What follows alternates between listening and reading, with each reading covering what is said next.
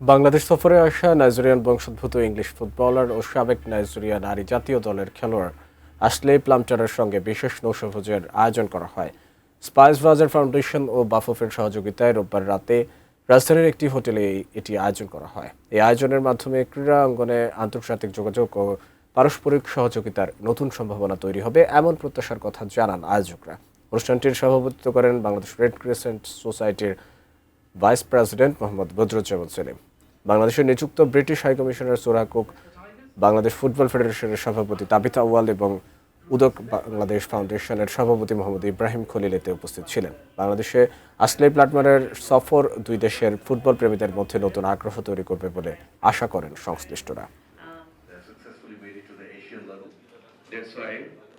Bangladesh